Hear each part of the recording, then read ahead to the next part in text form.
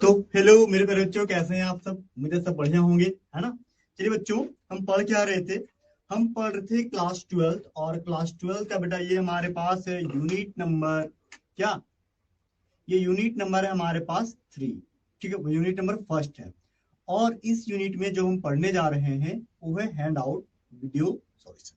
ये hand out क्या है सर? हमने हैंड आउट बनाया हुआ है क्लास ट्वेल्थ के लिए। जो भी बच्चे बोर्ड एग्जाम देने वाले हैं उन सभी के लिए हमने इंपॉर्टेंट क्वेश्चन का एक कलेक्शन बनाया हुआ है चैप्टर वाइज, और इसका नाम हमने हैंड आउट रखा हुआ है। ठीक है, और ये हैंड आउट जो है वो प्रत्येक सब्जेक्ट का बना हुआ है। तो अभी हम तो केमिस्ट्री पढ़ा रहे हैं आपको, ठीक है।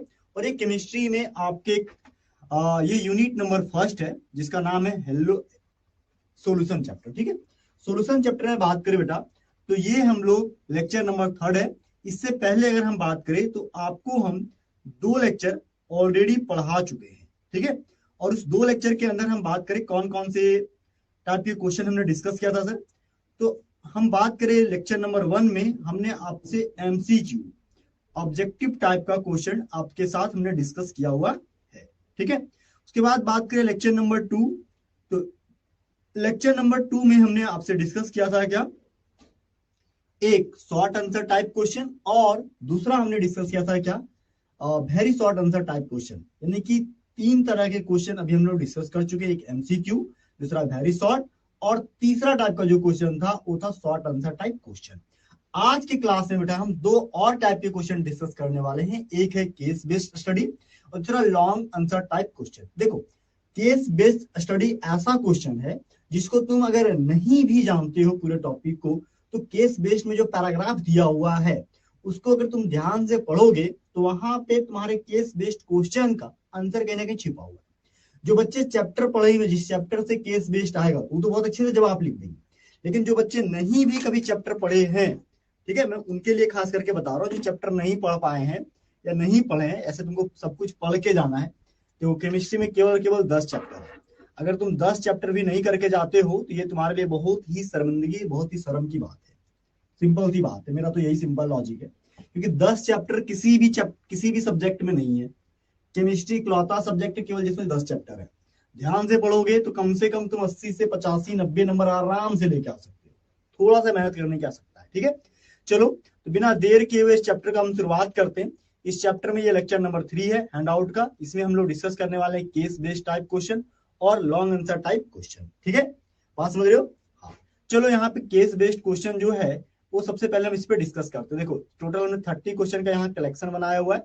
इस 30 क्वेश्चन में ऑलरेडी हमने आपको एमसीक्यू ऑब्जेक्टिव टाइप क्वेश्चन पढ़ा रखा है, शॉर्ट आंसर टाइप क्वेश्चन पढ़ा रखा है ना, वेरी शॉर्ट भी पढ़ा रखा है। आज के क्लास में ये 4 तरह के क्वेश्चन हम डिस्कस करने वाले हैं, केस बेस्ड और लॉन्ग आंसर टाइप क्वेश्चन। ठीक है, चलो केस बेस्ड क्वेश्चन को सबसे पहले हम लोग ध्यान से देखें कि ये क्या कहता है सर। केस बेस्ड क्वेश्चन हम लोग को क्या कहता है? तो केस बेस्ड क्वेश्चन, ये सबसे पहली बात की, ये जो केस बेस्ड हमने लिया हुआ है ये 2025 में सॉल्यूशन चैप्टर से ही केस बेस्ड क्वेश्चन था। ठीक है, हर बार क्या होता है कि अलग अलग चैप्टर से केस बेस्ड 2 क्वेश्चन होते हैं। ठीक है, हर बार अलग अलग चैप्टर से आता है।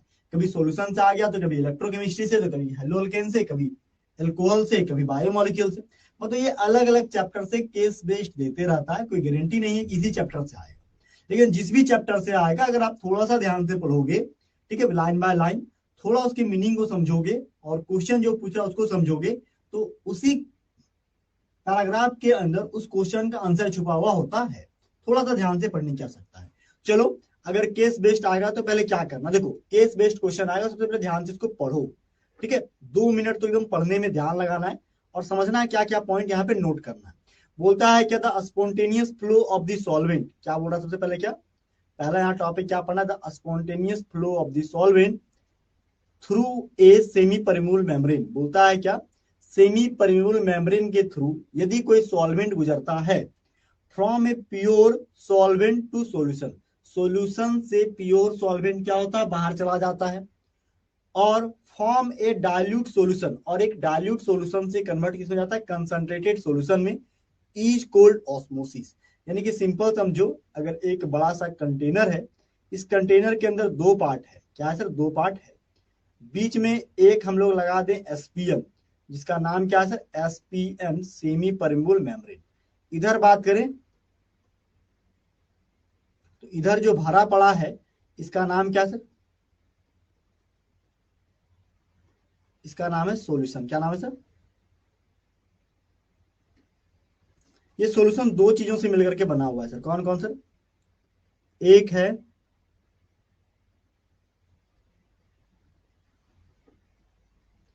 है क्या? सॉल्यूट। दूसरा क्या है? सॉल्व। अब ये सेमी परमेबल मेम्ब्रेन का खासियत होता है कि ये केवल और केवल क्या इसको पास होने देता है? प्योर सॉल्यूट को पास होने दे देता है। जब कोई प्योर सॉल्वेंट, सॉल्यूट नहीं, प्योर सॉल्वेंट को पास होने दे देता है। ठीक है, प्योर सॉल्वेंट को पास होने देता है। जब प्योर सॉल्वेंट यहां से पास हो जाता है तो इसी को हम कह देते हैं क्या? इसी प्रोसेस को कहते हैं हम लोग ऑस्मोसिस। इस पूरे प्रोसेस को क्या कहते हैं सर? ऑस्मोसिस कह देते हैं। क्या कहते हैं सर? ऑस्मोसिस कह देते हैं। बोलते the spontaneous flow of the solvent through a semi permeable membrane from a pure solvent to a solution or from a dilute solution to a concentrated solution is called osmosis. The phenomena of osmosis can be demonstrated by taking two egg. बोलता है इस phenomena जो है ना, osmosis के, इसको समझने के लिए दो एग लेते हैं। ठीक है, बोलता है क्या? Two egg of the same size. दोनों एग का साइज क्या होना चाहिए? सेम होना चाहिए। इन एन एग, एक एग को मेम्ब्रेन, उसका एग के ऊपर मेम्ब्रेन होता है, बिलो दी सेल, सेल के अंदर एक मेम्ब्रेन होता है। ठीक है, and around the egg material is semi permeable, और उसी सेमी परमेबल मेम्ब्रेन के अंदर एग का मटेरियल यॉक और उसके अंदर का जो पीला वाला भाग होता है, ठीक है, वो दोनों उसके अंदर होता है, सेमी परमेबल मेम्ब्रेन के अंदर होता है। ठीक है, समझ रहे हैं? हाँ, तो बोलते the outer hard shell can be removed by putting the egg in dilute hydrochloric acid. देखो, डाइल्यूट हाइड्रोक्लोरिक एसिड के अंदर अगर एग को डाल देंगे तो ऊपर का जो लेयर होता है ना, वो कैल्शियम कार्बोनेट का होता है, उसको पूरा का पूरा वो क्या करेगा? रिएक्शन करके हटा देगा और सिर्फ सेमी परमेबल मेम्ब्रेन वाला एग बचेगा, मतलब ऊपर का लेयर जो सेल जो हट जाता है। ठीक है, बोलता है after removing the hard shell, ठीक है, one egg is placed in distilled water, एक को साफ पानी में डाल देना है। ठीक है, and other in A saturated salt solution, और दूसरे को सॉल्ट सॉल्यूशन, नमक वाला पानी में डाल देना है। ठीक है, बोलता आफ्टर सम टाइम, कुछ देर के बाद, egg placed in distilled water, यदि एग को हम लोग साफ सुथरे पानी में डालते हैं, स्वेल अप, वो क्या होता है? पानी को अपने अंदर अवशोषित करता है और फूल जाता है। यानी कि पानी को अपने अंदर क्या किया? गेन कर लिया और उसका साइज बड़ा हो गया, फूल गया। ठीक है, वाइल जबकि the egg placed in salt solution shrink, लेकिन दूसरा एग को सॉल्ट सॉल्यूशन के अंदर रखते हैं जो अपने अंदर के पानी को बाहर कर देता है, और अंडा क्या होता है? श्रिंक कर जाता है, सिकुड़ जाता है। बोलते थे एक्सटर्नल प्रेशर, बाहर का जो प्रेशर होता है, ठीक है, apply to stop the osmosis. अब बाहर का प्रेशर जिसके कारण ऑस्मोसिस रुक जाता है, बाहर का प्रेशर जिसके कारण ऑस्मोसिस रुक जाता है, it term as osmotic pressure, मतलब वो प्रेशर जिसके कारण ऑस्मोसिस होना रुक जाए। ऑस्मोसिस का मतलब है कि यहां से प्योर सॉल्वेंट, ठीक है, यहां पे आ गया, प्योर सॉल्वेंट वापस रिटर्न इधर ना आए, इधर तो चला गया सारा, इधर ना आए, जो वापस चला गया तो इधर भी तो आ सकता है, जो इधर से आया इधर, जो इधर से इस छिद्र से पास होकर इधर आया, इधर से इधर भी आ सकता है। तो यहाँ पे हाई प्रेशर लगाएंगे ताकि जो गया है वापस नहीं आए। तो जो एक्स्ट्रा प्रेशर इधर डेवलप किया गया, प्योर सॉल्वेंट रिटर्न ना आए, उसी को बोलते हैं ऑस्मोटिक प्रेशर। उसको क्या बोलते हैं सर? Osmotic pressure. अब ये ऑस्मोटिक प्रेशर के कारण ये वापस तो नहीं आ रहा, लेकिन अब इस प्रेशर के अलावा एक और प्रेशर इस पे लगा दो ताकि इधर जितना भी बचा खुचा है सब का सब प्योर सॉल्वेंट उधर चला जाए। तो जो एक्स्ट्रा प्रेशर और डेवलप कर रहे हैं ऑस्मोटिक प्रेशर के तुलना में एक्स्ट्रा प्रेशर, उसको बोलते हैं, उसके कारण जो ऑस्मोसिस होगा उसको बोलते हैं रिवर्स ऑस्मोसिस। क्या बोलते हैं सर? Reverse osmosis. बोलता है यहाँ पे क्या? Reverse osmosis is takes place when the applied external pressure becomes larger than osmotic pressure। ये osmotic pressure से ज्यादा बड़ा होता है कौन? External pressure. तो उसी समय जो ऑस्मोसिस होता है उस ऑस्मोसिस का नाम देते हैं क्या? Reverse osmosis. क्या नाम देते हैं सर? Reverse osmosis. और ये कई बार एग्जाम में पूछता है रिवर्स ऑस्मोसिस क्या होता है। तो एक्सटर्नल प्रेशर जो लगाते हैं और ये एक्सटर्नल प्रेशर ऑस्मोटिक प्रेशर से हमेशा ज्यादा होता है, तो इस समय जो ऑस्मोसिस होता है उसी का नाम क्या होता है? Reverse osmosis. क्या होता है नाम से? Reverse osmosis. ठीक है, ये पैराग्राफ पूरा पढ़ लिए। अब देखो इसी का हिंदी पैराग्राफ वही बात कहेगा कि शुद्ध विलायक में विलयन, शुद्ध विलायक से विलयन या तनु विलयन से सांद्र विलयन में विलायक का स्वतः स्फुरतः प्रवाह, मतलब अपने आप प्रवाह होता है अर्धपारगम्य झिल्ली से एसपीएम के माध्यम से होता है, जिसे परासरण कहते हैं। ये बहुत अच्छी बात है, ऑस्मोसिस। और परासरण की घटना एक ही आकार की, अब इस घटना को समझने के लिए दो सेम आकार का अंडा लिया गया है और अंडे के बाहरी खोल को हटाने के लिए इसको किसमें डाल दिया गया है? इसको HCl में डुबोया गया है।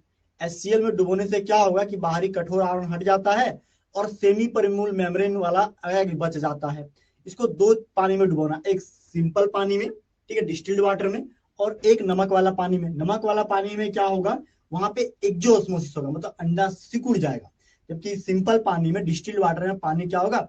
वो गैन करेगा और अंडा फूल जाएगा। अंडा फूल जाएगा, एक फूल जाएगा एक सिकुड़ जाएगा। ठीक है, तो वही बोलता है कि जब नमक के घोल में रखा जाता है यह सिकुड़ जाता है और परासरण को रोकने के लिए लगाया गया बाहरी दाब, अब इस परासरण और ये ऑस्मोटिक प्रेशर को रोकने के लिए जो बाहर से दाब लग रहा है अनुसंख्य गुणधर्म कहलाता है। इसी को क्या बोलते हैं? अनुसंख्य गुणधर्म कहलाता है।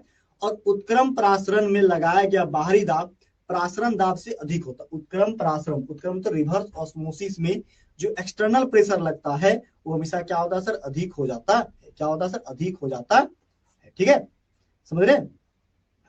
देखो इसी को यहाँ पे बोला है। पहला क्वेश्चन क्या देखो, 2000 क्वेश्चन नंबर 27, पहला क्वेश्चन क्या पूछा है? डिफाइन रिवर्स ऑस्मोसिस क्या होता है and name one semi permeable membrane which can be used in process of reverse osmosis. देखो अगर जो बच्चा नोट्स पढ़ा है तो वहां पे हमने रिवर्स ऑस्मोसिस के बारे में बता रखा है कि जो एक्सटर्नल प्रेशर लगाया जाता है कोई भी ऑस्मोसिस होने के दौरान, और ये एक्सटर्नल प्रेशर हमेशा ऑस्मोटिक प्रेशर के तुलना में ज्यादा होता है, ताकि सॉल्यूशन के अंदर जितना भी प्योर सॉल्वेंट बचा हुआ वो सब का सब क्या हो जाए? सेपरेट हो जाए। तो वो एक्सटर्नल प्रेशर जो अप्लाई किया गया है, ठीक है, ऑस्मोसिस के दौरान जो ऑस्मोटिक प्रेशर के तुलना में बहुत ज्यादा होता है, उसी घटना को हम रिवर्स ऑस्मोसिस के नाम से जानते हैं। ठीक है, और एसपीएम जैसे ह्यूमन, जैसे हमारा जो स्किन है वो एसपीएम का एग्जाम्पल है। ठीक है, पेड़ पौधा का जो बाहरी छाल है वो भी एसपीएम के नाम से जानते हैं।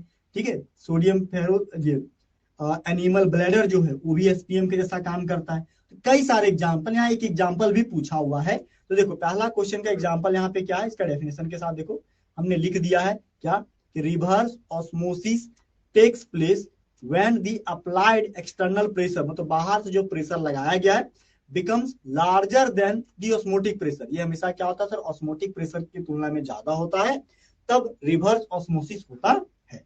ठीक है, जैसे बोल रहा है यहाँ पे सेलुलोज। सेलुलोज क्या होता है सर? पेड़ पौधा का जो बाहरी लेयर होता है उसको बोलते हैं सेलुलोज फाइबर। ठीक है, वो क्या है? जो छाल बना होता है, छाल, वो सेलुलोज का बना होता है। ये एक तरह से एसपीएम का काम करता है। सेलुलोज एसीटेट या फिर potassium ferrocyanide are used as SPM carrying out as a reverse osmosis. अगर और भी एसपीएम का एग्जांपल लिखना तो लिख लो स्किन, हमारा त्वचा भी एसपीएम के जैसा काम करता है। ठीक है, समझ रहे हो? एनिमल ब्लैडर, ठीक है, एनिमल का जो ब्लैडर वो भी क्या एसपीएम के जैसा काम करता है। ठीक है, बात समझ रहे हो? ये रिवर्स ऑस्मोसिस का अगर आंसर तुमको लिखने नहीं आ रहा है, याद नहीं है, देखो पैराग्राफ में छुपा हुआ था, पैराग्राफ से यहां से निकाल सकते हैं। Reverse osmosis takes place when the applied external pressure becomes larger than the osmotic pressure, यही भी छुपा हुआ है। तो तुम पैराग्राफ से भी लिख सकते हो, या फिर तुम याद करके गए हो रिवर्स ऑस्मोसिस याद है, तुम अपने से भी लिखना चलेगा।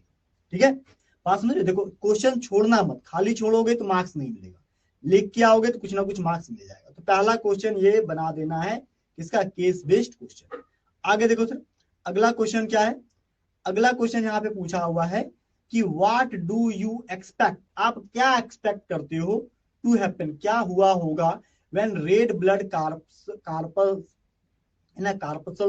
ठीक है, corpuscles RBC are placed in 0.5% NaCl solution. देखो NaCl सॉल्यूशन में तुम कोई भी सेल मेम्ब्रेन डालोगे, वैसा सेल जिसके अंदर आरबीसी, जैसे हमारे बॉडी में क्या है, ब्लड है, तो ब्लड में तो यहाँ आरबीसी होगा। तो अगर आरबीसी को अगर हम NaCl में डालेंगे तो NaCl क्या करेगा सर? यहाँ पे ऑस्मोसिस होगा। कैसा ऑस्मोसिस होगा? एक्सो ऑस्मोसिस होगा, मतलब इसके अंदर का जितना भी होगा सॉल्वेंट ये बाहर चला देगा। यानी ये क्या हो जाएगा, सिकुड़ जाएगा, श्रिंक कर जाएगा। अभी अंडा का हाल देखे ना कि अंडा को नमक वाले पानी में डालेंगे तो सर श्रिंक कर जाता है, सिकुड़ जाता है। वही बोलता है what do you expect to happen, red blood corpuscles है ना, RBC are placed in 0.5% NaCl solution. देखो 0.5% NaCl सॉल्यूशन में डालेंगे जैसे आरबीसी को, ये श्रिंक कर जाएगा। क्या करेगा सर, श्रिंक कर जाएगा। यही देखो सेकंड का आंसर हमने क्या लिखा हुआ है, देखो हमने लिखा हुआ है सिंपल सा क्या कि द रेड ब्लड कार्पल्स, ठीक है, RBC in salt solution shrink due to exosmosis, exosmosis होगा और ये श्रिंक कर जाएगा, सिकुड़ जाएगा। ठीक है, तो दूसरा का आंसर ए। ठीक है, अब बी नंबर क्वेश्चन क्या है यहाँ पे, बोलता है which one of the following will have higher osmotic pressure, इनमें से निम्नलिखित which one of the following will have higher osmotic pressure, किसका ऑस्मोटिक प्रेशर सबसे ज्यादा हाई होगा। ठीक है, इन 1 मोलर KCl सॉल्यूशन में, 1 मोलर KCl सॉल्यूशन में, या फिर 1 मोलर यूरिया सॉल्यूशन में। यूरिया का फॉर्मूला होता है NH2CONH2। देखो कंसंट्रेशन दोनों केस में सेम है, तो डिपेंड करेगा आई की संख्या पर। आई बराबर यहाँ पे कितना है सर 2, और यहाँ पे आई बराबर कितना है 0, यहाँ पे आई का बराबर कितना 1। तो बताओ जितना ज्यादा आयन उतनी ज्यादा क्या ऑस्मोटिक प्रेशर, जितना ज्यादा आयन उतना ज्यादा ऑस्मोटिक प्रेशर। क्यों सर, अरे बेटा देखो ध्यान से, जितनी ज्यादा आयनों की संख्या होती है वांट ऑफ फैक्टर उतना ज्यादा होता है, और वांट ऑफ फैक्टर जितना ज्यादा होगा, ठीक है, उसका ऑस्मोटिक प्रेशर ज्यादा होगा। तो ज्यादा किसका है, KCl में 2 K पे प्लस Cl पे माइनस। तो वही देखो बात हमने यहाँ लिख रखा है ध्यान से, क्या तो ध्यान से आंसर सारा लिखा हुआ है कि want of factor for KCl is 2। KCl के लिए क्या है वांट ऑफ फैक्टर, आई बराबर कितना सर 2, जबकि यूरिया का फॉर्मूला क्या है, urea it is 1। So according to formula pi equal to CRT, pi equal to i into CRT, KCl has higher osmotic pressure, क्योंकि आई का वैल्यू यहाँ पे कितना सर 2 है। ठीक है, 2 आयन बनेगा इसलिए। ठीक है, बात समझ रहे हैं, सिंपल सा क्वेश्चन का आंसर देना है। तीसरा क्वेश्चन क्या पूछा हुआ है, बोलता why osmotic pressure is a colligative property. Osmotic pressure को कॉलिगेटिव प्रॉपर्टीज क्यों बोलते हैं, तो आप जानते हैं कि हम कॉलिगेटिव प्रॉपर्टीज किसको बोलते हैं, वैसा प्रॉपर्टीज जो सोल्यूशन मतलब वो प्रॉपर्टी जो किसी भी सॉल्यूशन के अंदर उसके सॉल्यूट, नंबर ऑफ सॉल्यूट और नंबर ऑफ सॉल्वेंट पे डिपेंड करता हो, उसको बोलेंगे क्या, कॉलिगेटिव प्रॉपर्टी। तो ऑस्मोटिक प्रेशर में भी ये बात होता है। ठीक है, देखो तो वही बात हमने लिखा है यहाँ पे क्या कि since it depends, osmotic pressure depends on number of solute particles, therefore it is a colligative property. ठीक है, ऑस्मोटिक प्रेशर जो है नंबर ऑफ सॉल्यूट पार्टिकल और नंबर ऑफ सॉल्वेंट पार्टिकल पे डिपेंड करता है, क्योंकि देखो SPM में जितना नंबर ऑफ सॉल्वेंट पार्टिकल जाएगा उतना ही ज्यादा ऑस्मोसिस होता है, और ये प्रेशर लगाने से बढ़ता है, जिसको ऑस्मोटिक प्रेशर कहते हैं। तो osmotic pressure number of solute particle, number of solvent particle पे डिपेंड करता है, इसीलिए इट इज कॉल्ड क्या, कॉलिगेटिव प्रॉपर्टी। इसीलिए इसको क्या बोलते हैं सर, कॉलिगेटिव प्रॉपर्टीज कहते हैं। तो यही बात था इस सारे क्वेश्चन का आंसर, और ये सारा क्वेश्चन तुम्हारा कहाँ मिल जाएगा सर, ये सब के सब इस पैराग्राफ में दिया हुआ है। ठीक है, पैराग्राफ को ध्यान से पढ़ोगे ये सारा आंसर आप लिख लोगे। ठीक है, बात समझ रहे हो, सेम टू सेम। अभी ये इंग्लिश का क्वेश्चन का आंसर था, अभी हिंदी में इसी तरह सेम क्वेश्चन होगा कि उत्क्रम परासरण को परिभाषित करें। ठीक है, तथा SPM का नाम बताएं, जो वहां बताएं सेम टू सेम यहाँ पे भी होगा। जब देखो यही बात को हिंदी में क्या लिखा हमने, हिंदी में लिखा है कि उत्क्रम परासरण में लगाया गया बाह्य दाब परासरण दाब से अधिक हो जाता है, उसी को उत्क्रम परासरण कहते हैं। सेलुलोज एसीटेट, पोटासियम फेरोसाइनाइड उत्क्रम परासरण के लिए SPM के रूप में यूज करते हैं। स्किन, त्वचा या फिर एनिमल जीव जंतुओं का जो ब्लैडर है उसका भी यूज हम लोग SPM के रूप में करते हैं। ठीक है, अगला क्वेश्चन क्या था सर, नेक्स्ट क्वेश्चन था कि जब लाल रक्त कणिकाओं को RBC को NaCl में डालते तो क्या श्रिंक कर जाएगा, सिकुड़ जाएगा। वही बात देखो यहाँ आंसर में लिखा हुआ है क्या कि नमक के घोल में लाल रक्त कणिकाएं RBC से सिकुड़ जाती है, क्योंकि एक्सोस्मोसिस से बाहरी परासरण होता है। ठीक है, दूसरा KCl से रिलेटेड क्वेश्चन है यहाँ पे क्या, तीसरा देखो कि 1 मोलर KCl या 1 मोलर यूरिया में किसका परासरण दाब अधिक होगा। अरे 1 मोल KCl में आई बराबर क्या होगा 2, जबकि यूरिया में आई बराबर क्या होगा 1। तो 2 जो होता है उसको आसानी से तोड़ा जा सकता है। ठीक है, तो वही बोलता है KCl के लिए वांट ऑफ कारक आई बराबर 2 होता है, जबकि यूरिया के लिए आई बराबर 1 होता है। इसलिए सूत्र के अनुसार पाई बराबर CRT, KCl का परासरण दाब क्या होगा, अधिक होगा। ठीक है, तीसरा क्वेश्चन क्या है सर, तीसरा क्वेश्चन यहाँ पे है कि परासरण दाब एक अनुसंख्यक गुणधर्म क्यों है। देखो परासरण दाब एक अनुसंख्यिक गुणधर्म क्यों है? क्योंकि ये विलय की कणों की संख्या पर निर्भर करता है, इसलिए यह एक अनुसंख्यिक गुणधर्म। तो ये बहुत ही इजी क्वेश्चन था, 2025 में पूछा गया क्वेश्चन है। अगर आप ध्यान से सोल्यूशन चैप्टर पढ़ के जाओगे, ये क्वेश्चन तुमसे आराम से बन जाएगा और 5 मार्क्स आराम से मिल जाएगा। तो कोई भी क्वेश्चन केस बेस्ड का छोड़ना मत, चाहे तुम हिंदी मीडियम से लिख रहे हो चाहे इंग्लिश मीडियम से लिख रहे हो। पैराग्राफ में कहीं ना कहीं आंसर दिया रहता है, उसकी मदद से लिखो। थोड़ा बहुत अगर तुम चैप्टर पढ़ के जाते हो तो तुमको चीजें समझ में आ जाएगी। ठीक है, छोड़ना मत, खाली छोड़ोगे नंबर नहीं मिलेगा, लिख के आओगे कुछ ना कुछ नंबर मिलेगा। ठीक है, चलो आगे बढ़ते हैं सर। आगे है यहाँ पे लॉन्ग आंसर टाइप क्वेश्चन। ये सीधा 5 मार्क्स का क्वेश्चन है। ये 5 मार्क्स क्या होता है कि 5 मार्क्स को ऐसे नहीं मिलेगा, ये क्वेश्चन तोड़ तोड़ के देता है। एक क्वेश्चन के अंदर 2-3 क्वेश्चन है, तो अगर तुम सारा बनाते तो बहुत अच्छी बात, नहीं बना पाते तो जो जो आता है उसको बनाना, जो नहीं आता उसमें कुछ भी ऐसा लिखना जिससे कुछ ना कुछ उसी चैप्टर से रिलेटेड लिखना। ठीक है, चलो हमने यहाँ क्वेश्चन कंसीडर कर रखा है 2025 में सोल्यूशन चैप्टर से एक लॉन्ग आंसर टाइप क्वेश्चन भी पूछा हुआ है। यानी कि देखो 2025 में सोल्यूशन चैप्टर कितना इंपॉर्टेंट था, 3 ऑब्जेक्टिव था, एक वेरी शॉर्ट भी था, 5 नंबर और 5 नंबर 10 लगभग यहाँ से 12-13 नंबर का क्वेश्चन जो है पिछले साल यहाँ से पूछा है। यानी कि ये चैप्टर अपने आप में इतना इंपॉर्टेंट है जिसका सोच नहीं सकते हैं। 2025 में चैप्टर काफी इंपॉर्टेंट था।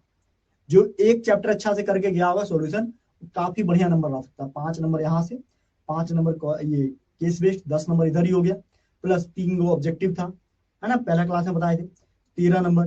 ठीक है, लगभग 13 नंबर से 14 नंबर का क्वेश्चन यहीं से था। जो अच्छा से पढ़ के आएगा आराम से बना के आएगा।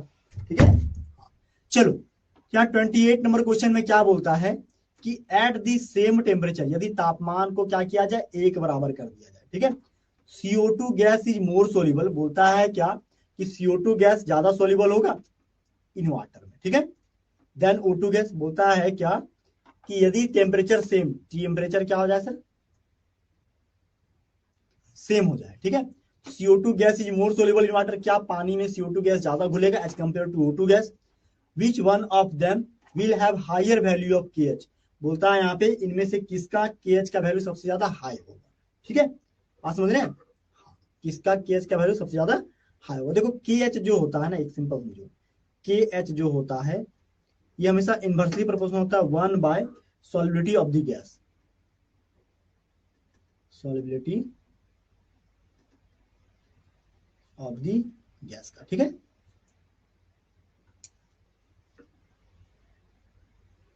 गैस जितना ज्यादा सॉल्युबल होगा, गैस जितना ज्यादा सॉल्युबल होगा, KH का वैल्यू उतना ज्यादा हाई होगा। ठीक है, अगर ये कम सॉल्युबल है इसका KH का वैल्यू ज्यादा है। ठीक है, पहला क्वेश्चन। दूसरा क्या बोलता है, how does the size of blood cells change when placed in an aqueous solution of containing more than 0.9% mass of solute. देखो 0.9% अगर सोडियम क्लोराइड में रखोगे तो क्या होगा, ब्लड सेल क्या होगा, सिकुड़ेगा। ये तो सिंपल सी बात है। तो ये दोनों क्वेश्चन देखेंगे, पहले पहला क्वेश्चन का आंसर देखो। पहला क्वेश्चन में क्या बोलता है कि as KH is inversely proportional 1 by solubility of the gas, मतलब KH जो होता है इनवर्सली प्रोपोर्शनल किसका, solubility of the gas, gas के सॉल्युबिलिटी का इनवर्सली प्रोपोर्शनल होता है। इसलिए O2 gas has higher KH value, O2 का KH वैल्यू ज्यादा हाई होता है, बिकॉज हायर द KH, क्योंकि KH का वैल्यू ज्यादा होगा। ठीक है, होता है O2 gas higher KH because of higher the KH value lower the solubility of gas in the liquid. अगर हम बात करें कि CO2 और O2 में सबसे हाई सॉल्युबिलिटी किसका होगा सर, हाई सॉल्युबिलिटी जो है वो होगा CO2 का। ठीक है, और लो सॉल्युबिलिटी किसका होगा सर, O2 का। ठीक है, क्यों, क्योंकि KH का वैल्यू इसका जो है, KH का वैल्यू क्या है इसका, KH का वैल्यू इसका बहुत लो है। ठीक है, KH का वैल्यू इसका सबसे ज्यादा हाई है। तो जब ये इनवर्सली प्रोपोर्शनल है ना, देखो KH का वैल्यू जितना ज्यादा लो होगा CO2 का सॉल्युबिलिटी उतना ज्यादा हाई होगा। इसीलिए कोल्ड ड्रिंक में CO2 यूज करते हैं ना कि O2। ठीक है, क्योंकि CO2 यूज करेंगे, KH का वैल्यू लो, KH का वैल्यू लो, इसके अंदर सॉल्यूशन क्या का सॉल्युबिलिटी क्या हाई होगा। वही लिख रहा O2 gas has higher KH value, इसका KH का वैल्यू सबसे ज्यादा हाई है। ठीक है, इसीलिए इसकी सॉल्युबिलिटी सबसे कम होगी कहाँ पे। दूसरा क्वेश्चन क्या था सर, दूसरा क्वेश्चन था कि how does the size of blood cell change, blood cell का साइज किस तरीके से चेंज होगा जब इसको हम NaCl में रख देंगे। देखो NaCl में जैसे ही रखोगे ये इक्जोस्मोसिस करेगा, इक्जोस्मोसिस करेगा तो साइज क्या होगा सर, सिकुड़ेगा। वही बोलता है इसका साइज क्या होगा, श्रिंक कर जाएगा। अभी तो ये हम लोग केस बेस्ड क्वेश्चन में भी देखें, तो ये बोलता है blood cell shrink, blood cell shrink करेगा ड्यू टू एक्सोस्मोसिस, ठीक है, ड्यू टू एक्सोस्मोसिस। एक्सोस्मोसिस होने के कारण ब्लड सेल क्या करेगा सर, सिकुड़ जाएगा, पिचक जाएगा, ठीक है। नेक्स्ट बोलता है 1 molar aqueous solution of an electrolyte, 1 molar aqueous solution लेना है इलेक्ट्रोलाइट का, जहां पे साइज क्या सर A2B3 है, क्या सर A2B3, ठीक है। बोलता है 1 molar aqueous solution of electrolyte A2B3 is 60% ionise, ये क्या हो रहा है सर 60% आयनाइड, ठीक है, 60% ये टूट जाता है। Calculate the boiling point of solution, solution के बॉइलिंग पॉइंट को कैलकुलेट करो, ठीक है।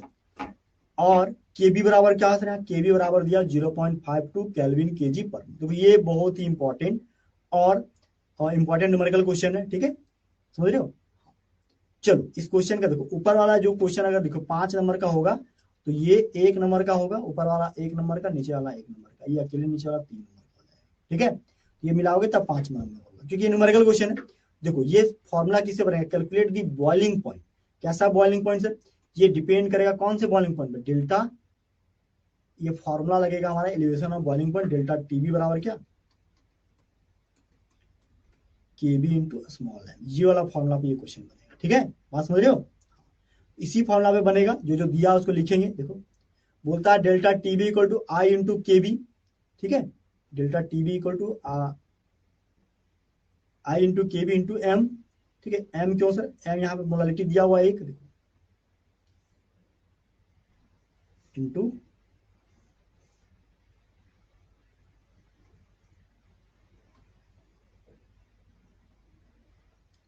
एम बराबर क्या दिया 1 मोलर, यहाँ पे एक दिया हुआ है, पुट कर दो। डेल्टा टीबी माइनस, देखो डेल्टा टीबी बराबर फॉर्मूला क्या था, डेल्टा टीबी बराबर होता है यहाँ पे टीबी माइनस टीबी नॉट, ठीक है। तो वही पुट किया आई इंटू 0.52, केबी का वैल्यू, इसका वैल्यू तो 1 होता है, खत्म, ऐसे हो गया। अब देखो डेल्टा टीबी माइनस टीबी, ठीक है, तो आई बराबर क्या होगा सर, आई बराबर यहाँ पे फॉर्मूला निकालना होगा क्या, देखो delta TB minus TB naught. अब यहाँ पे हम लोग आई का वैल्यू कैलकुलेट करते हैं, कैसे निकालोगे सर आई का वैल्यू, आई का वैल्यू यहाँ पे देखो नंबर ऑफ सॉल्यूट पार्टिकल की संख्या कितनी है A2B3, तोड़ो क्या बना सर यहाँ पे 3A, ठीक है, देखो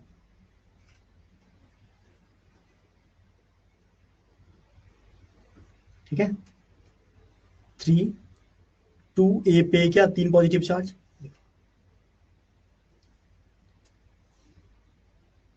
2A पे 3 पॉजिटिव चार्ज प्लस 3B पे 2 नेगेटिव चार्ज, ठीक है, ऐसे करके टूटेगा। टोटल कितना हुआ 5 आयन हुआ, टोटल 3 2 5 आयन हुआ, ठीक है। टोटल कितना टूटा सर 5 आयन में टूटा। तो यहाँ पे इसके अकॉर्डिंग क्या होगा सर, यहाँ पे होगा हमारे पास नंबर ऑफ पार्टिकल की संख्या कितना दिया हुआ, देखो यहाँ पे हम लोग देखिए क्वेश्चन में क्या दिया हुआ है, देखो बोलता है 60% आयनाइज हो रही है, 60% क्या हो रहा है आयनाइज। 60% का मतलब क्या हुआ, 60% का मतलब है यहाँ पे 0.6, देखो यहाँ पे n बराबर कितना है 5, और i बराबर कितना सर, i बराबर यहाँ पे ये, ठीक है, यहाँ परसेंटेज ऑफ आयनाइजेशन लिखते हैं यहाँ पे क्या आयनाइज, i माइनस क्या 1 5 माइनस i, 5 मतलब क्या 5, यहाँ पे टोटल 5 आयन है, ठीक है, टूट के कितना जा रहा है 1 जा रहा है, ठीक है। देखो होता है यहाँ पे 0.6 माइनस वाई माइनस 1 5 माइनस 1, ठीक है, 5 में गया 4 और i में गया ये बचेगा, ठीक है। देखो यहाँ पे 4 गुने 0.6, देखो i माइनस 1 5 माइनस 1 क्या i बराबर कितना है सर, यहाँ पे सॉल्व करेंगे तो 4 से सॉल्व करो, यहाँ पे 4 से 24 2.4 i माइनस 1, तो i बराबर क्या होगा प्लस 2.4, आई बराबर क्या हुआ 3.4, आई बराबर 3.4। देखो तो टीबी माइनस 373 केल्विन माइनस 3.4 0.52 गुना 1, इसको सॉल्व किया, टी बराबर क्या हुआ 1.738 प्लस 373 केल्विन बराबर क्या, टी बराबर आया 374.786 केल्विन। ये हुआ सॉल्यूशन का बॉइलिंग पॉइंट। ठीक है, बात समझ रहे हैं? ये हुआ, अगर बॉइलिंग पॉइंट को 373.15 लोगे तो टी बराबर ये आ जाएगा। क्लियर है? ठीक है, बात समझ गए? क्लियर है? तो ये हमारा आयनाइज होने के बाद ये निकला। ठीक है, क्योंकि यहाँ पे दिया हुआ था टोटल आयन कितना होगा 3 2 5 आयन, तो ये n बराबर 5 आयन यहाँ पे फिक्स है। 60% आयनाइज हो रहा है, उसके हिसाब से ये फॉर्मूला लगेगा। ठीक है, क्योंकि आई कैलकुलेट करना हमारे लिए जरूरी है। ठीक है, तो आई को ही यहाँ पे कैलकुलेट किया गया है। ठीक है, बात समझ रहे हैं? तो इस क्वेश्चन को आराम से बच्चे लिख लीजिएगा, सॉल्व कर लीजिएगा। यहाँ पे दिया 1 mole aqueous solution of an electrolyte A2B3 is ionize 60%, ionize calculate the boiling point of the solution. Solution के बॉइलिंग पॉइंट को क्या कर रहा है, कैलकुलेट कर रहा है। ठीक है, जैसा इंग्लिश में है ऐसा सेम टू सेम हिंदी में भी वही क्वेश्चन पूछा हुआ है। तो यहाँ पे आंसर हमने लिख दिया हुआ है, एक बार आप इसको पढ़ लीजिएगा। ठीक है, कि KH university question 1 by gas की घुलनशीलता, इसलिए O2 गैस के लिए KH का मान अधिक है, तो KH का मान जितना अधिक होगा द्रव में गैस की घुलनशीलता उतना ही कम होगी। रक्त कोशिकाएं क्या होता है, NaCl पे डालने पर सिकुड़ जाती है, क्योंकि एक्सोस्मोसिस होता है। और फिर ये numerical question same to same जैसे वहां बताएं वैसे यहाँ पे भी क्या सॉल्व करना है। ठीक है, ठीक है, बात समझ रहे हैं? तो यहाँ पे ये पुट कर दिया गया, यहाँ पे सॉल्व किया गया। ठीक है, फिर यहाँ पे ये आ गया, तो इसको भी एज इट इज यहाँ पे सॉल्व कर लीजिएगा कॉपी में। ठीक है, 2025 में पूछा गया क्वेश्चन था। आगे क्वेश्चन क्या सर, आगे बहुत ही प्यारा सा क्वेश्चन है, ये एक न्यूमेरिकल क्वेश्चन है। ठीक है, ये न्यूमेरिकल क्वेश्चन क्या कहता है, ध्यान से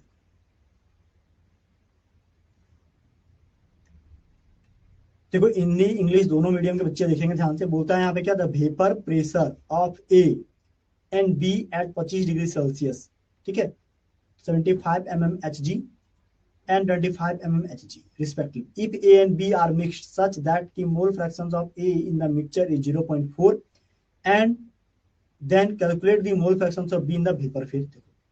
ऐसा क्वेश्चन जब भी दे तो सॉल्यूशन लिखो और यहाँ लिखो। ठीक है, क्या बोलता है, वेपर प्रेशर ऑफ ए यानी कि P not a, pure of state में क्या सर 75 mmHg। ठीक है, बात समझ रहे हैं? अब इसका मोल फ्रैक्शन पूछ रहा है सर, मोल फ्रैक्शन भी दिया हुआ क्या, x से बराबर कितना 0.4। ठीक है, बात समझ रहे हैं? अब बोलता है क्या कि एंड बी का कितना दिया sir, P not be 25 mmHg। तो x से तो x भी कितना होगा, x भी होगा 0.6। क्यों, अरे x से प्लस x बराबर क्या होता है 1, समझ रहे? तो x से और x भी, x a यहाँ 0.4 तो x भी 0.6 आएगा, ये हो गया। बोलता है मिक्स्ड, बोलता है 0.4 then calculate the mole fractions of B in vapour, B कितना आ जाएगा, बी आ जाएगा मोल फ्रैक्शन का x बराबर 0.6, तो यही का आंसर आ गया। ठीक है, बोलता है यहाँ पे क्या कि आगे क्या बोलता है, आगे यहाँ पे पूछा है सबसे पहले यहाँ पे पी टोटल निकालो। पी टोटल निकालोगे तो कैसे निकलेगा,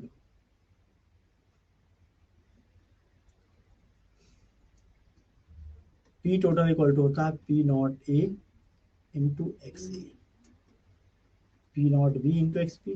ठीक है, what is P not a, P not a यहाँ पे 75 गुने कितना 0.4 प्लस क्या 25 गुने 0 कितना 6। देखो 75 को 4 से मल्टीप्लाई करो, 75 दूना कितना होता है सर 300, लगभग ये 30 आ जाएगा। कितना आ जाएगा सर 300 आएगा, लेकिन 0.0 कर दो, 25 के 150 होता है 150 0.1। ठीक है, 30 और 15 जोड़ेंगे तो 45, मतलब टोटल यहाँ पे हुआ 45 mmHg। किसका, पी टोटल बराबर। क्लियर है, आगे बढ़े। देखो आगे क्या बोलता है, अब वेपर फेज में निकालना है। किसका निकालना है सर, वेपर फेज। इन वेपर फेज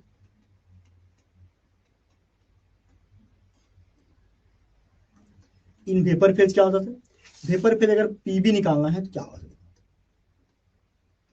पी भी बराबर होता है वाई बी बटे क्या पी की। ठीक है, वाई बी बराबर क्या होता है, वाई बी बराबर होता है यहाँ पे देखो, वाई बी बराबर होता है P not P into x P. ठीक है,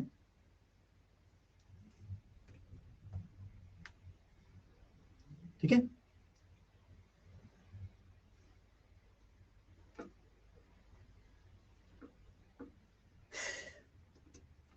पी नॉट बी इंटू क्या एक्स पी बटे क्या पी टी।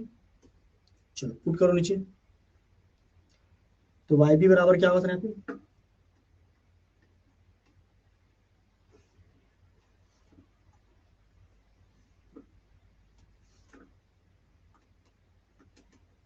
वाई बी बराबर होता है यहाँ पे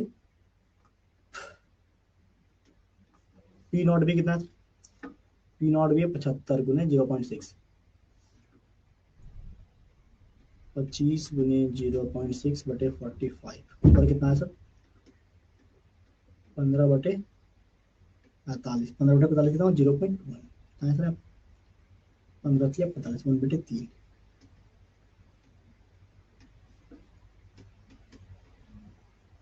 कितना सर 0.33 कितना है,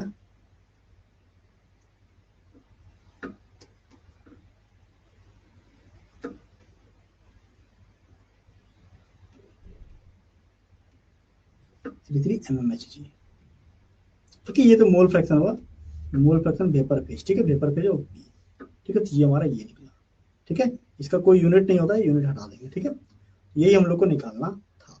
ठीक है, बात समझ रहे हैं, वेपर फेज क्लियर है, यही हमको पूछा हुआ था कि mole fraction Y in vapour phase, B in vapour phase. ठीक है, ये निकल गया। अब दूसरा क्वेश्चन क्या बोलता है, why are the equimolar solution of sodium chloride and glucose not isotonic. Glucose और सोडियम क्लोराइड का सॉल्यूशन कभी भी आइसोटोनिक क्यों नहीं हो सकता है, क्योंकि नंबर ऑफ आई की जो संख्या है सोडियम क्लोराइड में 2 होगा, जबकि ग्लूकोज में क्या होगा सर 1 होगा, इसीलिए दोनों कभी भी सेम नहीं हो सकता। ठीक है, अगर हम बात करें सेकंड क्वेश्चन का, ठीक है, सेकंड क्वेश्चन का आंसर क्या होता है यहाँ पे, सेकंड क्वेश्चन का आंसर यहाँ पे लिख देते हैं। देखो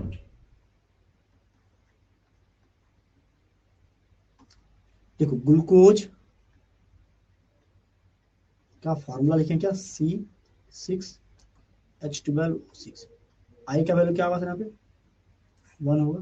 दूसरा अगर बात करें ग्लूकोज के बाद क्या, हम बात करते हैं सोडियम क्लोराइड,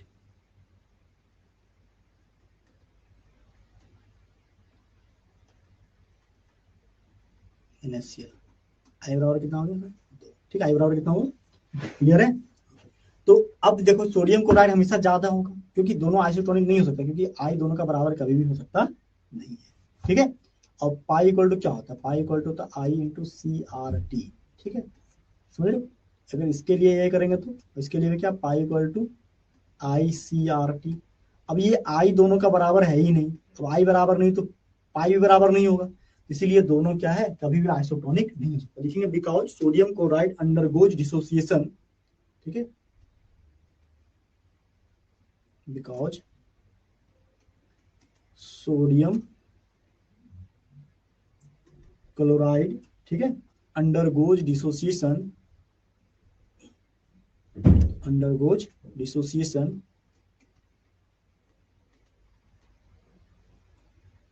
ठीक है, डिसोसिएशन आई बराबर क्या देता है 2। ठीक है, in water, but glucose does not give, but glucose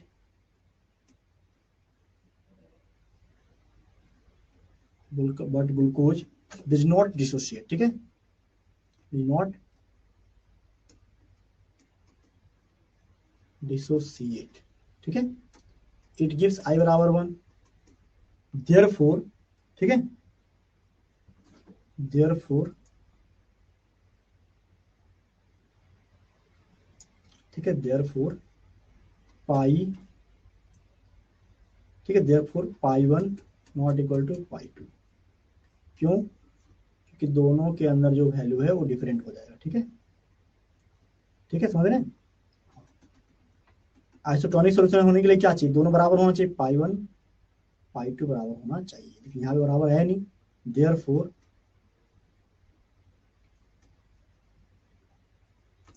ठीक है, both are not isotonic solution,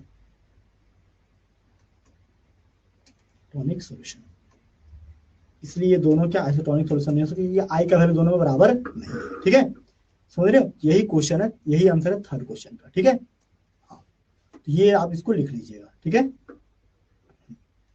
चलो अब आगे क्या सर, आगे वही हिंदी में सेम टू सेम बात, न्यूमेरिकल तो सेम टू सेम बना लीजिएगा। ठीक है, सोडियम क्लोराइड के बारे में ग्लूकोज में क्यों नहीं घुलेगा सर, तो यहाँ पे वही कहानी कि यहाँ पे आई बराबर 2 है, यहाँ पे आई बराबर 1 है, इसलिए घुल नहीं सकता है। ठीक है, ठीक है, तो वही बात यहाँ पे लिखा हुआ है, इसको लिख लीजिएगा। अब आगे क्वेश्चन नंबर 30, ये लास्ट क्वेश्चन है, ध्यान से देखिए। ये क्वेश्चन क्या कहता है, ये भी क्वेश्चन थोड़ा सा कंसेप्ट बेस्ड है। बोलता है यहाँ पे कि why is it not possible. देखो जितना भी क्वेश्चन यहाँ बता रहे हैं, थोड़ा सा देखो, सीबीएसई बोर्ड है, बोर्ड के हिसाब से थोड़ा सोचने वाला क्वेश्चन है। ठीक है, ऐसे घबरा मत जाना, झारखंड में बहुत सारे बच्चे लोकल स्कूल से अपने पढ़ रहे, गवर्नमेंट स्कूल से पढ़ रहे हैं, तो तुम लोग घबरा जाते हो क्वेश्चन देख के, घबराना मत, थोड़ा शांति से ध्यान से पढ़ो। अगर तुम फर्स्ट टाइम ये सोल्यूशन चैप्टर देख रहे हो, ध्यान से मेरे वीडियो को देखो, अपने हैंड राइट जो तुम्हारे पास हैंड आउट दिया गया, दोनों को देख करके कंपेयर करके समझने की कोशिश करो, हम क्या बता रहे हैं, तुम क्या लिख रहे हो। एक नहीं, दो नहीं, तीन नहीं, 4 बार एक ही क्वेश्चन को लिखो। ठीक है, तब तक लिखो जब तक तुम्हारे दिमाग में धंस ना जाए क्वेश्चन। ठीक है, समझ में नहीं आए। देखो पास होने के लिए पढ़ोगे तो दिक्कत होगा, तुम एक ही क्वेश्चन ऐसे पढ़ो ध्यान से कि तुम्हें चीजें समझ में आए। अगर समझने के लिए पढ़ोगे तो चीजें आसान हो जाएगी, पास होने के लिए रट्टा मार के पढ़ोगे तो चीजें आसान नहीं पाएगी।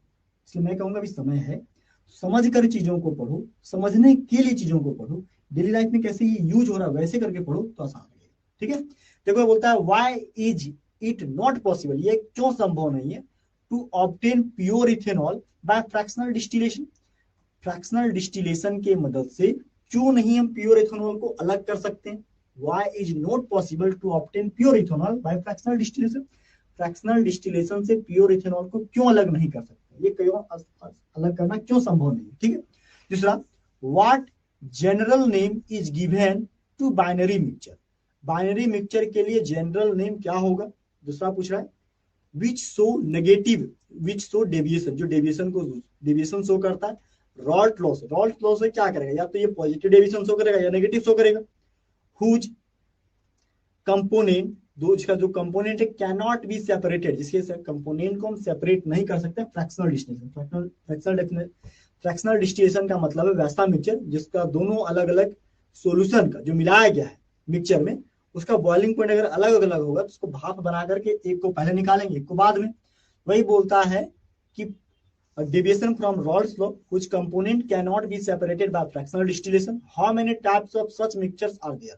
ये मिक्सचर कितने प्रकार के होते हैं ये बोल रहा है। ठीक है, देखो पहला क्वेश्चन। दूसरा, इसी का दूसरा आंसर क्या है कि आंशिक आसवन द्वारा, देखो क्या हो रहा है, आंशिक आसवन द्वारा शुद्ध इथेनॉल को प्राप्त करना क्यों संभव नहीं, मतलब फ्रैक्शनल डिस्टिलेशन से प्योर इथेनॉल को अलग करना क्यों संभव नहीं है। द्विआंगी मतलब वैसा मिश्रण जिसमें दो चीज मिलाया गया हो। ठीक है, जैसे इथेनॉल के साथ कोई बेंजीन मिला दे, इथेनॉल के साथ कोई वाटर मिला दे, ठीक है, इथेनॉल के साथ कोई मिथेनॉल मिला दे, ठीक है, को क्या सामान्य नाम दिया जाता है। बोलता है द्विआंगी मिश्रण को क्या सामान्य नाम दिया जाता है, जो राउल्ट के नियम से विचलन दर्शाते हैं। राउल्ट के नियम से जो विचलन दो प्रकार का होता है, एक धनात्मक या ऋणात्मक, जिनके घटकों का आंशिक आसवन द्वारा अलग नहीं किया, जिनके घटकों को आंशिक दाब यानी कि फ्रैक्शनल डिस्टिलेशन के द्वारा अलग नहीं किया जाता। ऐसे मिश्रण कितने प्रकार के होते हैं, बोलते हैं ऐसे मिश्रण कितने प्रकार के होते हैं। ठीक है, ये पूछ रहा है। देखो बोलता है यहाँ पे, देखो सॉल्यूशन क्या लिखा हुआ है कि द सॉल्यूशन और मिक्सचर हैविंग सेम कंपोजिशन, इसका कंपोजिशन एक जैसा हो, बनावट एक जैसा हो लिक्विड के अंदर, ठीक है, as well as in vapour phase, liquid phase या वेपर फेज में इसका बनावट के एक जैसा हो, and boil at constant temperature, अगर ये दोनों एक समान तापमान पे ही गर्म करते हैं, ठीक है, गर्म होता है मतलब मिलाने के बाद एक कांस्टेंट टेम्परेचर पे दोनों सॉल्यूशन, ठीक है, मिक्सचर में गर्म हो रहा है, तो ऐसे मिक्सचर को बोलते हैं एजियोट्रॉपिक मिक्सचर। क्या बोलते हैं, एजियोट्रॉपिक मिक्सचर। जैसे इथेनॉल और वाटर को मिला दिया, ठीक है, तो दोनों पहले अलग अलग टेम्परेचर पे बॉयल हो रहा था, मिलाने के बाद जो मिक्सचर हुआ इसका बॉइलिंग पॉइंट क्या हो गया, फिक्स हो गया। बॉइलिंग पॉइंट क्या हुआ, फिक्स हो गया। जब बॉइलिंग पॉइंट मिलाने के बाद जब दोनों का फिक्स था तो उसको बोलते हैं azeotropic mixture. Due to constant composition, दोनों का बनावट एक जैसा हो गया है, and it can not be separated. अब दोनों का बनावट एक जैसा हो गया, दोनों का बॉइलिंग पॉइंट एक जैसा हो गया, उसको फ्रैक्शनल डिस्टिलेशन से अलग नहीं कर सकते, क्योंकि देखो दो अलग अलग चीजों का फ्रैक्शनल डिस्टिलेशन उसी को अलग कर पाता है जिसका बॉइलिंग पॉइंट क्या हो, अलग हो। जैसे एक 100 डिग्री सेल्सियस पे बॉइल हुआ तो जल्दी भाप बनेगा, बाहर निकल गया। 200 डिग्री सेल्सियस पे बॉइल हुआ तो जो 200 डिग्री पे है वो थोड़ा देर होल्ड करेगा, 100 वाला जल्दी बाहर निकलेगा, 100 वाला जल्दी निकल गया, 200 वाला रुक गया, 100 वाला को अलग कर लेंगे, 200 वाला यहाँ छूट गया, इसको बोलते हैं फ्रैक्शनल डिस्टिलेशन। लेकिन ऐसा वाटर और इथेनॉल को मिला देंगे तो जो मिक्सचर का बॉइलिंग पॉइंट ही सेम हो जाता है, इसको फ्रैक्शनल डिस्टिलेशन से अलग नहीं किया सकता है। ठीक है, और there are two types of azeotrope. Azeotropic दो प्रकार का होता है, एक मिनिमम और एक मैक्सिमम। मिनिमम का मतलब है कि मिलाने के बाद अगर बॉइलिंग पॉइंट घट गया तो मिनिमम बॉइलिंग एजियोट्रॉपिक मिक्सचर, बढ़ गया तो मैक्सिमम बॉइलिंग एजियोट्रॉपिक मिक्सचर। ये बता चुके हैं। Solution which show large positive deviation from Raoult law. Raoult law से बहुत ज्यादा पॉजिटिव डेविएशन को दिखाता है। और minimum boiling azeotrope at a specific composition, मिलाने के बाद इसका बॉइलिंग पॉइंट घट जाता है, इसको मिनिमम बॉइलिंग एजियोट्रॉपिक मिक्सचर कहते हैं। जिससे इथेनॉल और वाटर सॉल्यूशन ये दोनों को मिलाएंगे, इसका बॉइलिंग पॉइंट घटता है। बॉइलिंग पॉइंट क्या होता है सर, घटता है। अपने नोट्स में जाके देखो, नोट्स में इसका एग्जांपल हम बताए हैं, क्लास का नोट्स में इस एग्जांपल को बताए हैं, वहां पे ये होगा। ठीक है, दूसरा क्या, मैक्सिमम बॉइलिंग एजियोट्रॉपिक मिक्सचर क्या, ये नेगेटिव डेविएशन दिखाएगा और इसका बॉइलिंग पॉइंट हाई होगा। Solutions which show large negative deviation from Raoult law from maximum boiling azeotrops, example solution having composition of 68% nitric acid और 32% वाटर, ये दोनों को मिलाएंगे, दोनों का बॉइलिंग पॉइंट क्या होता है सर, बढ़ जाता है। बॉइलिंग पॉइंट बढ़ जाएगा एक कांस्टेंट पॉइंट पे, बॉइलिंग पॉइंट एक कांस्टेंट हो जाएगा, तो इसको फ्रैक्शनल डिस्टिलेशन से इसको भी अलग कर सकते नहीं। ठीक है, आगे देखो सर, हिंदी में वही बात कि द्रव्य अवस्था में समान संरचना वाला घोल या मिश्रण स्थिर ताप पर उबलने वाले घोल को एजियोट्रॉप कहते हैं, एजियोट्रॉपिक मिश्रण कहते हैं। ये आसमान द्वारा अलग नहीं किया जा सकता क्योंकि बॉइलिंग पॉइंट ही सेम हो जाता है। ठीक है, और ये दो प्रकार के होते हैं, एक न्यूनतम क्वथनांक और एक अधिकतम। न्यूनतम क्वथनांक इसका बॉइलिंग पॉइंट घट जाता है, धनात्मक विचलन दिखाता है, जैसे एग्जांपल इथेनॉल और जल। वहीं अधिकतम क्वथनांक क्या, जिसका बॉइलिंग पॉइंट बढ़ जाता है, जैसे HNO3 और जल का मिश्रण। ठीक है, बात समझ रहे हैं सर। ये है हमारे पास क्या, एजियोट्रॉपिक मिक्सचर का एग्जाम्पल। यानी कि इस चैप्टर में बात करें, सबसे ज्यादा जो क्वेश्चन पूछा जा रहा है वो 5 से 6 टॉपिक है। पहला, कंसंट्रेशन पॉइंट पे तुम अगर मोलारिटी मोल करते, ये 3 पढ़ लेना। ठीक है, इससे न्यूमेरिकल थोड़ा प्रैक्टिस कर लेना। दूसरा बात करें तो तुमको हेनरी लॉ से क्वेश्चन आएगा। ठीक है, तीसरा हेनरी लॉ के बाद राल्ट लॉ, राल्ट लॉ के बाद कॉलिगेटिव प्रॉपर्टीज, कॉलिगेटिव प्रॉपर्टीज से पहले बात करें एजियोट्रॉपिक मिक्सचर और आइडियल और नॉन आइडियल। ठीक है, यहां से क्वेश्चन रहेगा। कॉलिगेटिव प्रॉपर्टीज में 4 है। ठीक है, कौन कौन सर, देखो, एक है एलिवेशन ऑफ बॉइलिंग पॉइंट, दूसरा डिप्रेशन ऑफ फ्रीजिंग पॉइंट, तीसरा relative lowering of vapour pressure और चौथा है ऑस्मोटिक प्रेशर। ये पढ़ लेना, इसका वांट ऑफ फैक्टर पढ़ लेना, एब्नॉर्मल मोलर मास क्या है, मोलर मास क्या है, आइसोटोनिक सॉल्यूशन पढ़ लेना। यही सबसे क्वेश्चन है। देखो चैप्टर बहुत बड़ा नहीं है, बहुत छोटा चैप्टर है, ध्यान से पढ़ोगे आराम से क्वेश्चन बन जाएगा और आराम से इस चैप्टर से तुम 10 नंबर तो आराम से स्कोर कर सकते हो अपने बोर्ड एग्जाम। ठीक है, तो अगर ये चैप्टर कर लेते हो तो 10 नंबर। देखो पहला कोशिश ये होना चाहिए कि तुम पास कैसे होगे, समझ रहे हो। ये चैप्टर का ढंग से करके जाओगे तो 10 नंबर तुमको मिल जाएगा। पास होने के लिए एट फर्स्ट 24 मार्क्स तुमको लाना है बोर्ड में, समझ रहे हो। सबसे पहला 24 मार्क्स स्कोर करो, उसके बाद स्कोरिंग का काम करना है, जो जो आता है उसको बनाते चले जाना। ठीक है, बात समझ रहे हो।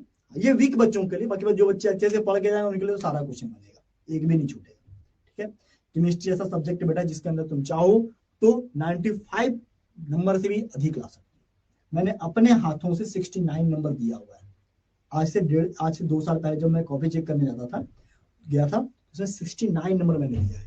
1 नंबर मैंने काटा था, एक छोटा सा गलती की वजह से, नहीं काटना था, लेकिन मैं फर्स्ट टाइम कॉपी चेक कर रहा था तो बहुत सारा चेकिंग हो जाता है ना, तो इसलिए मैंने काटा था, थोड़ा गलती था बस इसलिए, वरना नहीं काटता। नंबर मिलता है ये मैं गारंटी से करता हूँ। इसे पढ़ो, अच्छा से एग्जाम बोर्ड दो।